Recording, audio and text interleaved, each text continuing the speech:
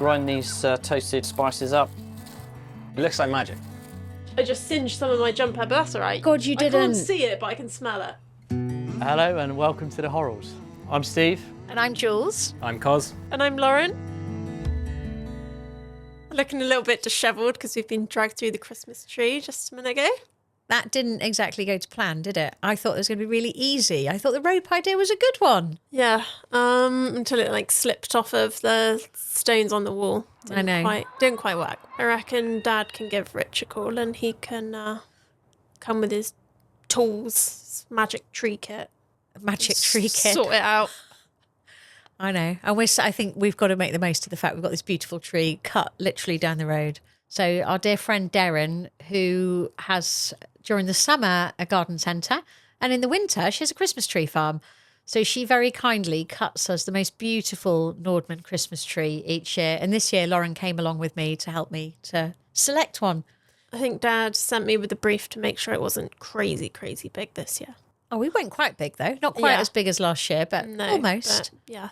Talking of trees, it's really nice that we've been able to reuse the dried flowers that we had hanging above the table as little sort of baubles almost on the inside tree. I know. I love this tree, especially the alliums. Those allium heads look like baubles, don't they? Or stars. Yeah, they do. Yeah. So pretty. And I absolutely love the cow parsley as well. I think that's great with the like delicateness of it. Really architectural. You find it growing in the hedgerows. It's so nice. I love cow parsley in the spring, but this is even nicer using it for stars for Christmas. It's really gorgeous. And then what about your bow that you've done on the top? Yeah, so that beautiful. was a bit of crafty corner this morning with a hot glue gun to make that. Oh, is that what you were doing? Yes. Ah.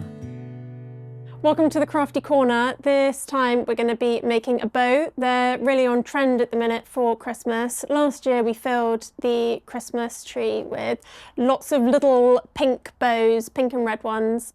But this year we've decided to go with the trends and create a big fabric one.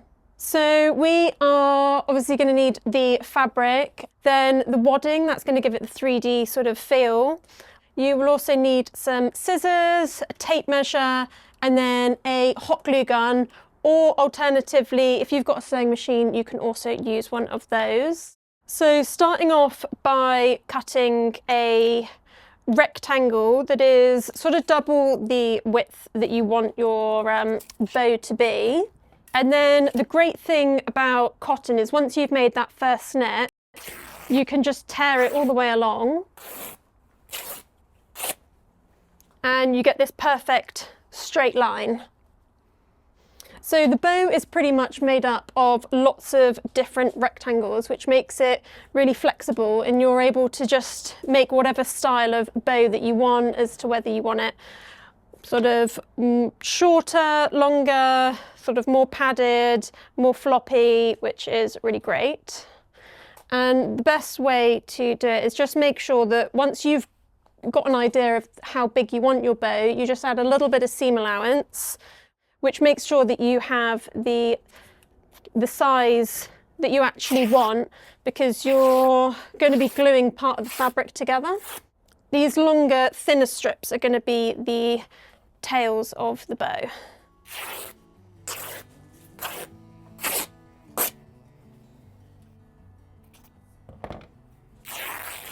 Once you've got your 4 rectangles, then you're ready to start cutting the wadding.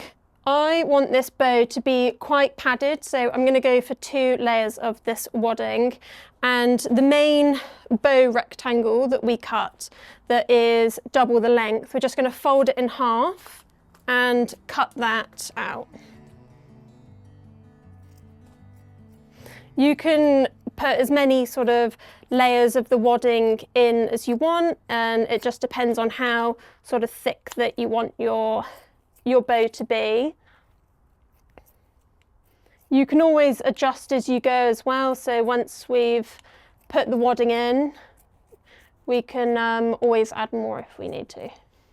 So starting with the main section of the bow, we're going to lay the fabric down with the nice print facing us, and then you're going to just bring those 2 short edges into the centre. Now it's time to use the glue gun, and we're just going to open this up and run a long strip of glue all the way across the top, and then press these edges here down, and the same across the bottom, leaving this little middle section open. If you've got a sewing machine, where we're gluing is exactly where you can sew as well. And then we're just gonna press that carefully in place, making sure not to burn our fingers. This is the reason that it's important to add that little bit of extra fabric in your measurements, so you've got a bit of space to place this glue without shrinking your actual bow size. Perfect. And then exactly the same along the bottom. Once that's cooled down, we're going to be able to turn that inside out, but for the moment I'm just going to pop it to the side.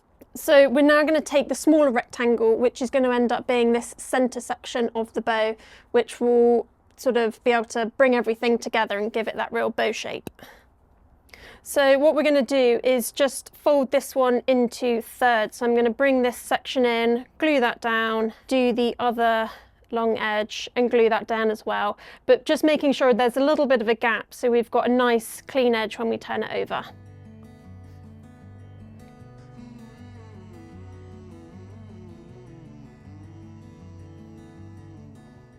Okay, perfect. So we'll pop that one to the side and we are ready to turn this big one out. So because we've left that middle section, it's a little bit like a pillowcase almost, where we can just turn it inside out. With this little open envelope section here, what we're going to do now is put in our wadding. So you can just sort of feed it in one side, making sure all the corners match up, and then scrunch it up and pop it in the other side, and doing exactly the same just there.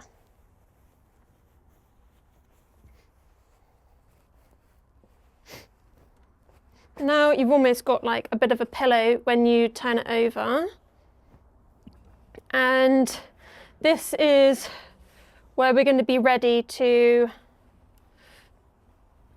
scrunch this up to give us that bow shape. But before we attach our long thin middle bit, we're just going to make the tails of the bow.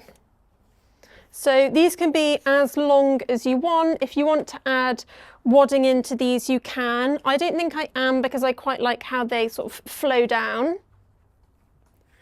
But what we're going to do is just lay the tail of the bow down, and we're going to have it facing us.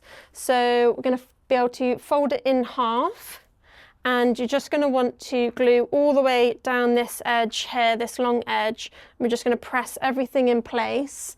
And this is the point where you can decide on if you want sort of a fancy point at the end. So instead of sort of going down to the end and having like a squared edge, you can always do like a bit of a angled edge where you go on the diagonal, and then that will give you that nice sort of tapered edge on the end of your bow. If you want slightly crisper edges as well, once we turn it inside out, you can always give the fabric a little iron beforehand. You can draw that tapered edge sort of ahead of time so you know where you're going with the glue gun, or you can just sort of freestyle it.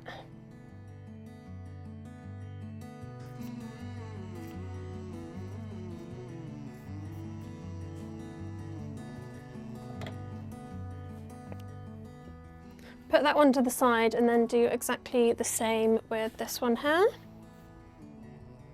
I find that being quite confident with the glue gun is the best way to get a really good result, because you're just able to get these nice long smooth lines without it ending up sort of bobbly and lumpy.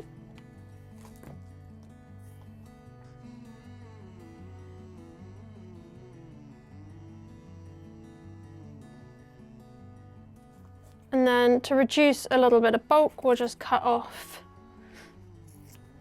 this excess fabric. and turn these all the way inside out.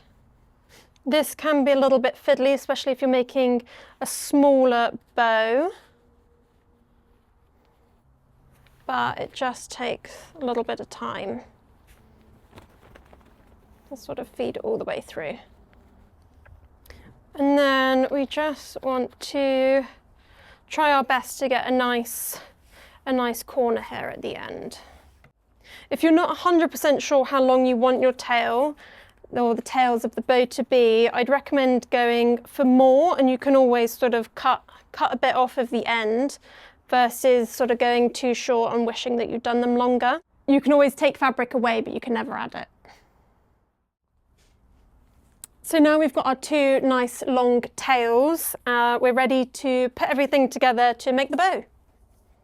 Just going to pop a little bit of glue in here to hold these two sort of open edges in place, otherwise they will sort of flare out.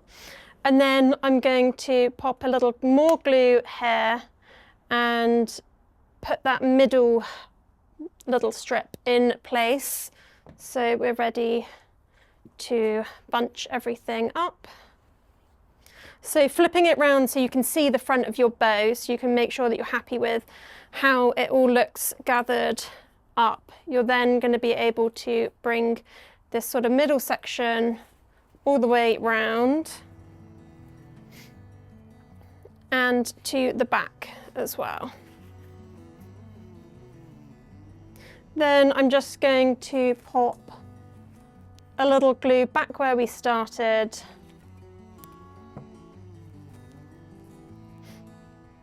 and tack that one there in place. This way you're still able to just adjust that middle section of your bow as you want to get a nice sort of ruffly feeling, and you can just sort of tweak and play with it until you're happy. Then we're going to turn it back over and just sort of glue any of these loose bits here in place. Doesn't matter too much if the back's a little messy, because we're not going to see that bit. But you can just sort of glue and tuck those underneath that middle belly band there. I just gave the ties a little iron just to help crease up, sort of sharpen up these edges here. However, you just need to watch out, because if you've got your iron on hot, then it does melt the glue slightly. So now I'm able to tuck those two ties into the back, and this is a great way to just adjust the length before we cut anything in place. So you can adjust them to however you want to. Sometimes I like to just tuck them in behind, and then I can adjust at a later date. I've just used some fabric from earlier in the year. I've even seen people using old pillowcases, which is a great way to upcycle old fabric. But for now, I'm going to go and hang this on the tree.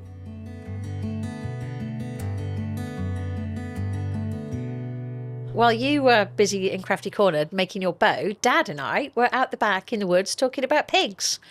Oh, is that from last time when we had pigs, or is he thinking to have them again? He wants to have them again, and now we've managed to convince him that having pigs is a good idea.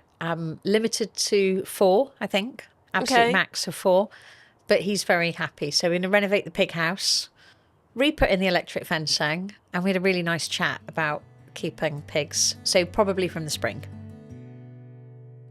So you're thinking here for the pigs? Yeah, I think so. I think we just need to redo the electric fence, maybe give them a little bit more space. We can go a bit further out. Take it all the way around, can't we, into the woods? Yeah, you know, get the water in. So last time we had pigs, we were meant to get 2, and we actually ended up with 7, because I thought they were so cute, and I couldn't leave the others behind. So, But just 4 this time. 4. We've agreed on 4, and we're going to stick to 4. And I think Oxford Sandy and Black? Yep. Is that the plan? Nice. Because we were told that they don't dig, but trust us, they do dig. They take up all the roots, don't they? And we cleared this area as a family. The kids were younger. We made this a really beautiful clear space, but actually you don't need to do that for pigs. They clear it all. It doesn't matter what it is, logs, brambles, tree roots. Yeah, they have it all of it. tidy, don't they? Mm-hmm. Anyway, what about the pig house? We need to look at that. Bit of renovation needed. Yeah, I think just a little bit of wood on the front. And that was big enough for all of them last time, so that's plenty big enough for 4. Horribly fair. Look at him. He's like, I know at the end of the day we are going to eat them, but while we've got them, you know, they have a great life. You know, they've got nice area in the woods, the food, the water. You know, we come and see them every day, and like I say, they're great characters. They're lucky pigs, aren't they? They have an amazing life. Yeah, and it's just interesting how you look after animals. You know, we used to park the trailer in, didn't we? Yeah. In here the night before, they could then sort of, you know, sniff around the trailer. They weren't stressed then when they went off to slaughter. No. And it's just all those sort of little learning curves, isn't it? That we never knew. It's only just by looking after the animals that we learn. We've learned learn how to do it. Yeah. And I think over the years we've had pigs, we've had goats, we've had lambs, chickens, ducks, haven't we? And all of those, as you know, as we brought the children up, the children were younger, they're interesting, they're fun as well. But I think that element of the food that is on our plate and where that comes from, to us has always been really important, hasn't it? Where it comes from. And interestingly, these days, especially with all the rise in costs of food, to understand the cost of how much does it cost to raise a pig, a lamb, if you've got good pasture, doesn't actually cost very much, does it? Where a pig, it's amazing how much food they consume. Yeah. And, you know, years ago, we remember we've talked about it, haven't we? When we were both younger, you know, the blue swill bins that you used to have in your school kitchen, that would then, the pig farmer would come and collect them in the afternoon. There's none of that anymore. You're not allowed to do that. So you can't feed them that excess from the restaurant. But, you know, you want to make sure your pig has a good diet, and that, you know, you understand now why pork is not a cheap commodity and shouldn't be a cheap commodity, right? Yeah. And it's beautiful having them in the spring and summer. Obviously, it still gets muddy here, but not like really wet and muddy. Yeah. But actually, we kept them right the way through into the winter. And it's not fun for them, is it? It wasn't fun for us. It just gets really wet and muggy. Too big, too powerful. They're such muscular, you know, animals, aren't they? Well, as you found out. Yeah. I remember when I tried to load them onto the trailer, Tony, the farmer, came to help me, didn't he? And I, you know, he had my boards, and they just went straight through my legs and lifted me up, and I was riding You were riding the pig backwards. Riding the pig backwards, wasn't I? I'll never forget that moment. Yeah. I think it's quite entertaining for everybody, apart from you.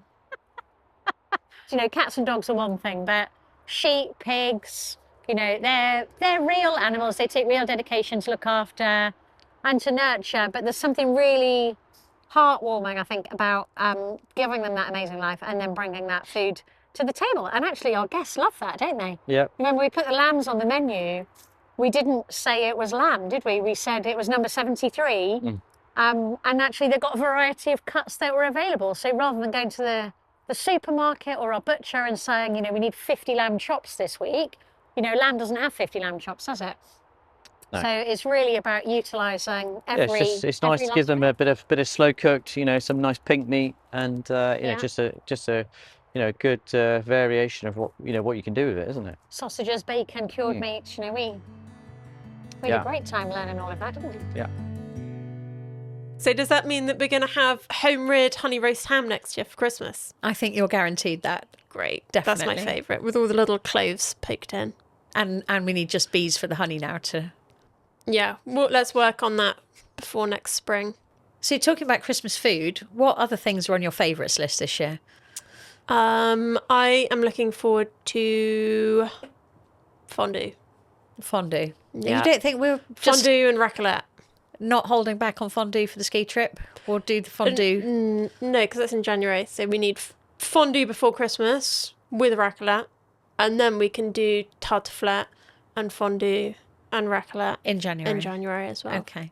So we do have an annual tradition that we've had for many, many years, that on the 2 days before Christmas, so not Christmas Eve, day before, we do family fondue night. We have fondue, we have raclette, we have little sausages, potatoes. I mean, way too much food. That's why we can't do it on Christmas Eve, because otherwise we wouldn't enjoy Christmas Day. So yeah, that's the plan. And then not eating much on Christmas Eve and just doing food prep. Food prep is always takes up half of Christmas Eve. Yeah. getting everything ready for Christmas Day. I'm going to make eggnog. What are you making? I'm not cooking anything. What's a tradition that you have at your house for not for Christmas Day because you were here? Hot chocolate, like a thick Italian hot chocolate. Oh, nice. With those ladyfinger biscuits. Suavadi biscuits. Suavadi biscuits. Delicious. I know. I need to think what else we need to cook for Christmas. Dad said not beef this year, turkey. We did an amazing Thanksgiving dinner the other day with this beautiful turkey with a cranberry and peach salsa. So that's now been added to our Christmas Day menu, as if we didn't have enough things on there already. But it was quite delicious, wasn't it?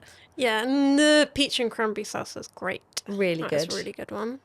Mac and cheese we're going to have this year? Yes! Cos was quite excited at the whole mac and cheese. I mean, mac and cheese for Christmas, really? Yeah. That would be great. It's definitely on the Thanksgiving and list. And those little pastas. What were the little pastas called that Dad found? They're like short macaronis. I've got no idea. Mini macaroni. Yeah, okay. I don't know. We'll have to ask him. So I think one of the most important dishes, though, for Christmas, not only on our home table, but also on our Horrell and Horrell table, is our Middle Eastern sprouts. Yeah, that one is great, and people always pull a little face when Dad's doing his initial speech and announces that everyone's having sprouts for starter, but the plates are always clear, aren't they? Always clear. Never a single sprout in the house left, not at home or on our barn table. Those sprouts are delicious. If you haven't tried them, then I definitely encourage you to. I think that's what the boys are cooking today, so hopefully once they're finished, they'll bring some in and we can have our first Middle Eastern sprouts of the year. Me and Cos today are going to be cooking a love it or hate it dish, basically. It's Brussels sprouts, and they are bang in season. We're coming up to Christmas, and it's one of the dishes we serve here at Horrell and Horrell, and it goes down really well. People who think they don't like Brussels sprouts actually do like Brussels sprouts. First of all, we've got these beautiful sprouts on the stick. I'll take them off, and then I think I'll get Cos to take the bottoms off and slice them up for us. So Cos, do you want to do these? Yeah, man. Yeah. Just top it in. Top and tail. Yeah. Slicing, yeah. In half, yeah. So Cos, while you're doing that, I'm just going to get the spices toasted off. So I'm just going to toast off these spices. So I've basically got some cumin seeds and a little bit of fenugreek, and now we're just going to put some coriander seeds in there as well. So we're just going to toast these spices off, just to get a little bit more depth of flavour out of them. So I just like to keep them moving so they don't burn. So once these are toasted off, we're going to put them in the pestle and mortar just to grind them down. And this is what we're going to then sprinkle over the Brussels sprouts. They give them that lovely flavour. So now you can see they're just smoking there. So I'm just going to put them into the pestle and mortar, and then we're going to crush these up.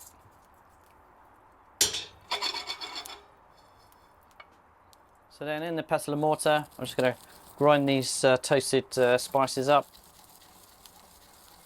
Oh, it's a great smell. Yeah, it's crazy. That's crazy. It looks like magic.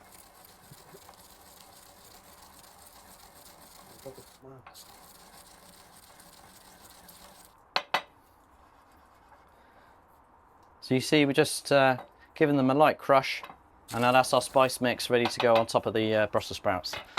So you've done the sprouts, Cos, lovely, just all cut in half, nice. Yeah. And now we're just going to do the fennel, take off any of the tough outsides. Yeah. Keep your frilly bits. Keep the frilly bits definitely for the garnish, and then we can take that for a stock if we want to do stock. So then the fennel, we're just going to cut down into quarters and then in half again. So we're trying to keep everything the same sort of thickness and size so they all cook together. So that's our fennel. That's our Brussels sprouts. So then we just need the red onion. Just take the top off. Take the first layer of skin off. So we're just going to cut these again. So then, Cos, do you want to put? We can get the sprouts trayed up. We've got a couple of trays over here. Drizzle them up with the oil, and then we've got the spice mix and salt and pepper to go on them.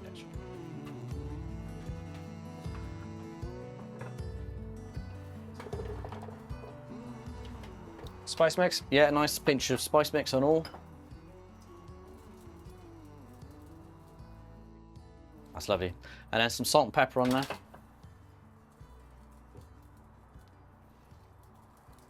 And while I remember, we can slide one chili in. So I'm just going to just prick the chili, and then we can just put that in there with the onions. How can you paste it? Just so it doesn't pop in the oven. So they're going to go in the oven now, sort of 160, 15 to 20 minutes. And while they're roasting, we can get on with the yogurt, Cos. So it's just Greek yogurt, a little bit of olive oil, some salt, and then what we're creating is what you call a labneh, so a strained yogurt, so it's slightly thickened. And to this yogurt now, we're going to add a little bit of tahini, so sesame paste, a little bit of garlic, and some lemon juice. You lose quite a surprising amount of weight when it's strained. Yeah, through the liquid, it's amazing, isn't it? And then we add that tahini to it.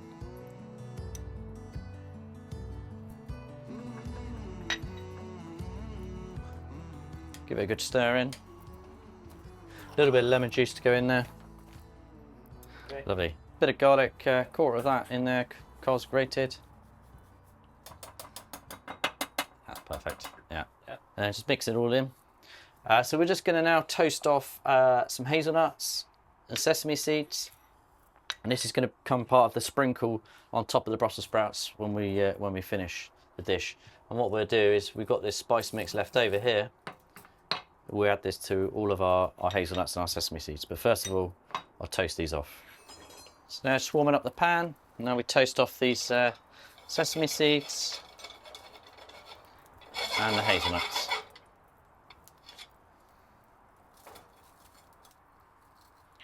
And then sesame seeds will start popping a little bit.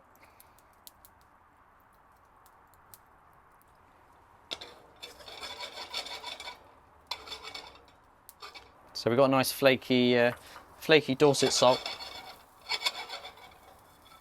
So now we're going to bring this off, and then we're going to lightly crush these hazelnuts in with the sesame seeds, and then add the spice mix from earlier. Okay. So with the spice mix in the pestle and mortar already, I'm just going to add a few of these hazelnuts, sesame seeds, and just give them a little bash down.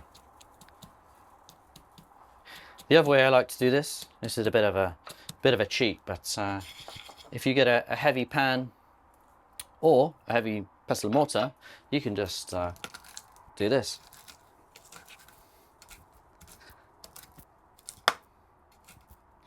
And that crushes everything down for you.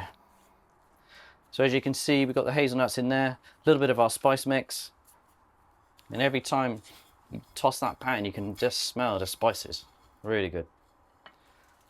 So, Cos, I'm just going to check these veg we've had in there for about 15-20 minutes. They're looking nice. It's good colour. Yeah. So what we're going to do is this chili that we've roasted, what we want to do now is wrap it tightly so it steams, and then we can take the skin off, and then we can de-seed it and then slice it nice and thin for the garnish for the top of this salad. So I've got a bit of tin foil here. So all you're going to do is just basically put this chili in the tin foil, wrap it up tightly. So then that's going to steam, and then we'll come back to that in 5 minutes, and then the skin will come off, and then we'll be able to peel that really easily. While these red onions are warm, we're just going to drizzle them up with a little bit of balsamic vinegar so they take on the flavour, and then a little pinch of salt and some more olive oil on there as well.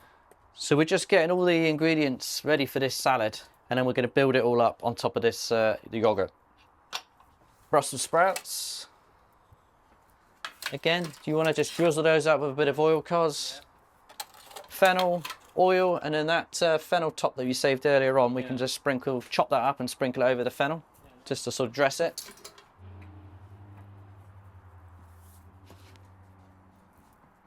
Just a little bit. Yeah.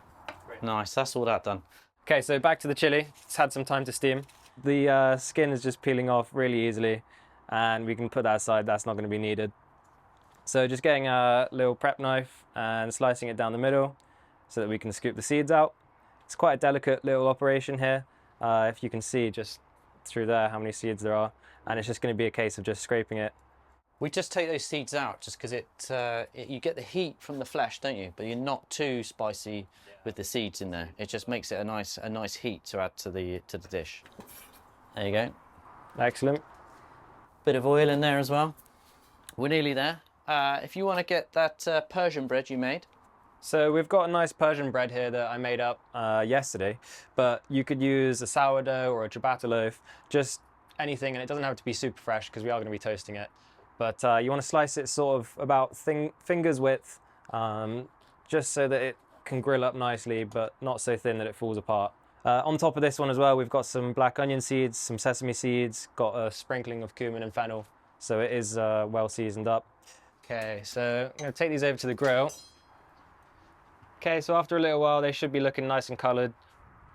So now that it's toasted up, the holes, the like sort of aerated pockets in here, they act like a grater and they catch the pieces of garlic as you're rubbing it over there. So it really can trap in quite a lot of flavour. At first, I didn't think it was going to do much, to be honest, when Steve told me about it. But as you're going, the piece of garlic gets smaller and smaller and smaller. So it is definitely in there. And then just going to finish it off with a bit of oil as well. Now that's all warmed up, that should soak in nicely.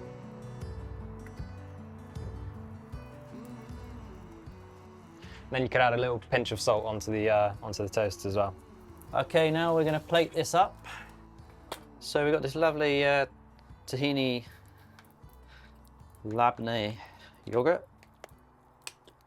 So good, generous couple of spoonfuls of this.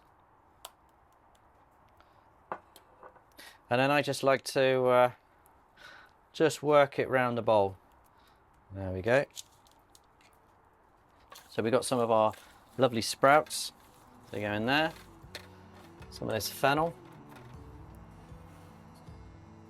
It's just about kind of building it up. You know, your sprouts, your fennel, a little bit of onion. So that's all of that.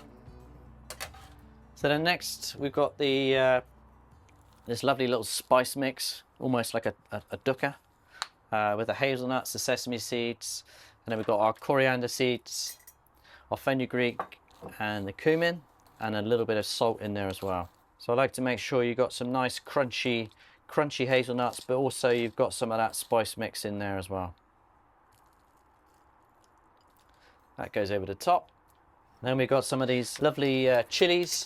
So again, like I said, these are kind of, you know, they're not too spicy, but also adds a nice little bit of colour to the dish. So some fennel tops, and then we've got a little coriander, mint, and tarragon here. And then we just drizzle a little bit of oil on that, and then we go and see Cos, and he's got those beautifully toasted Persian breads. Cos, are you ready with them? Yeah, yeah. Great stuff. That's our Middle Eastern sprouts. Love it or hate it. Oh, I nearly forgot the rishi sumac. This just adds another little lemony zing to it. That's it, we're done. We love sweet peas. They're just beautiful for our table. We love the scent. And I always try to plant them by the end of November. But anyway, we've missed that slot, so December's good. So we just take our sweet peas and we always soak them. This is something my granny told me to do when I was little. It just helps to open them up a little bit, and then you just get this tiny little shoot coming out. And so 24, 48 hours and they're ready. So we like to start with a tall pot. Now we have a lot of yogurt for breakfast in our smoothies. So these yogurt pots are perfect because it means that we can get a really nice long root. Makes a really, really strong plant. So filling these up with some seed compost. So a nice bit of seed compost in there. Seed compost is a bit frozen today, but that's all right. It'll defrost in the greenhouse. So fill those up. We've got plenty of those. And then we'll probably put 5 sweet peas per pot for this size. So just put them on the top. And then we're going to push them under about 1 inch. And then just rough up the soil on top so they're nice and covered. And then a little bit of water. Luckily at this time of year, the compost's quite damp anyway, but we just want a little bit of water to get them going. So that's sort of plenty. We'll put the lids on them now. That keeps them warm. They keep nice and toasty in the greenhouse. And then we use this. So this is wool cool. It's natural sheep's wool. We have a lot of this delivered on our food parcels. Any food that we get delivered, a lot of our companies use it. It's a natural product and it's a brilliant thing to use in the greenhouse. So we always repurpose it. We take it out of the plastic and we lay it in the trays, put the water on it. And actually, so long as you've got holes in the bottom of your plant pots, that will provide enough water to them that we only need to put water onto this every couple of weeks. So we're going to leave these now. We'll put some lids on them. The sweet peas that we've planted today are one of our favourites. They're pastel mix from Chiltern Seeds. We love those. We get a lot of our cutting flowers seeds come from Chiltern. So it's a great one for us to use. And then we've also got seeds that we harvested last year. So Lauren called it the Horrell family seed mix. So in here, all our sweet peas that we grew last year. So a whole mix, probably 50 different colours in there. There's a really nice festive Christmassy scent in here. What is it? Oh, these candles. So beautiful. So they're from Verden. Yeah. I just thought it'd be really nice to add a festive scent into the barn for the whole of Christmas and to our house as well. Yeah, it's really beautiful. Well, I picked this one. It's really, really nice. And it's just such a lovely, it's got sort of cinnamony, cardamom-y flavours. So I thought it was a really nice one. And you can really smell it all the way through the barn, can't you? Yeah, it really sits in the barn, which is nice. I know last weekend when you were away, all the guests wanted to know what the scent was. Yeah, So I'm not surprised. It's really gorgeous. It's so nice, isn't it? I was chatting to Charlotte from Verden earlier, and she's very kindly offered our viewers a discount code to be able to use on not only this beautiful candle, but also all the products from Verden. So they also provide us with the most amazing hand cream and hand wash for our bathrooms. So there's some gorgeous Christmas presents on there. Definitely something that I want in my stocking from Steve. And if Ollie's done his job properly, that code should be on the screen right now. I think I hear the boys, so hopefully they're bringing the Middle Eastern sprouts. What is it that you put in the sprouts to make them taste so good? Well, it's lots of different things. It's the tahini in the yogurt. It's the spices, the fenugreek, the cumin, the coriander. You've got the red onions with the balsamic. You've got the fennel with the fennel tops. So you can't really taste the sprouts like you say. So that's why it's such a good dish for people that don't like sprouts. And a whole lot of love, right, Cos? Yeah. Passion for the sprout. To hide it. So before we taste this delicious dish, and however you cook your sprouts, we want to wish you a very Merry Christmas from the Horrells and a Happy New Year. And we look forward to seeing you all in 2026.